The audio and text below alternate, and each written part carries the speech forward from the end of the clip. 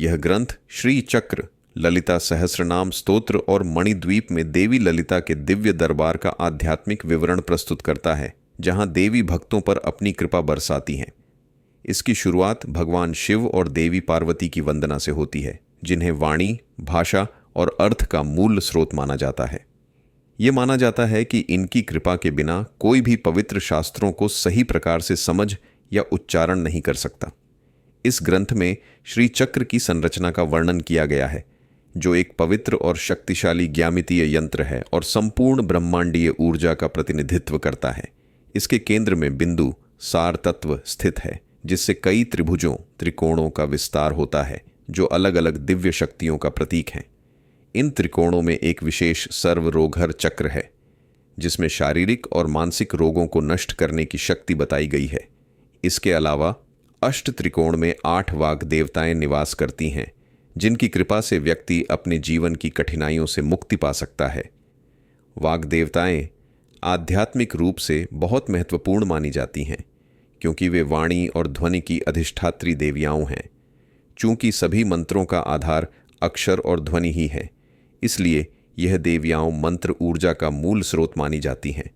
इनके दिव्य स्पंदन से मन की शुद्धि और आत्मिक उन्नति होती है तथा भक्तों को ज्ञान और आध्यात्मिक प्रकाश की प्राप्ति होती है। इसके बाद ललिता सहस्रनाम स्तोत्र की उत्पत्ति का उल्लेख किया गया है, जो देवी ललिता के 1000 नामों से युक्त एक पवित्र स्तोत्र है। इसे पहली बार मणिद्वीप में एक भव्य दिव्य सभा में उच्चारित किया गया था।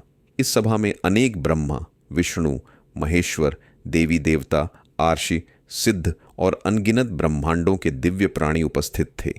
इस दिव्य सभा में देवी अपने स्वर्ण सिंहासन पर विराजमान थीं और उन्होंने वाग देवताओं को यह आदेश दिया कि वे उनकी स्तुति में ललिता सहस्रनाम की रचना करें और उसका उच्चारण करें। इसके बाद देवी ललिता ने आदेश दिया कि यह सहस्रनाम स्तोत्र समस्त भक्तों को उपलब्ध कराया जाए और जो भी इसे श्रद्धा और विश्वास के साथ पढ़ेगा, उसे उनकी दिव्य कृपा प्राप्त होगी। यहाँ तक कि यदि कोई व्यक्ति मंत्र या श्रीचक्र पूजा से परिचित न हो, तब भी इसका पाठ करने मात्र से उसे असीम लाभ मिलेगा। यह स्पष्ट किया गया है कि भक्ति और शुद्ध हृदय ही महत्वपूर्ण है, न कि केवल अनुष्ठानिक शुद्धता। इस ग्रंथ में जप एवं स्तोत्र पाठ की आध्यात्मिक शक्ति को भी उजागर किया गया है।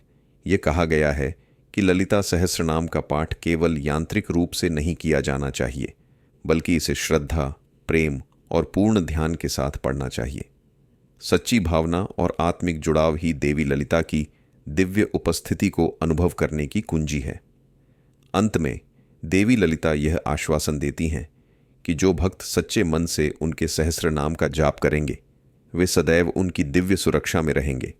वे उनके सभी इच्छाओं को पूर्ण करेंगी, बाधाओं को दूर करेंगी और भक्तों को आध्यात्मिक उत्थान की ओर अग्रसर करेंगी।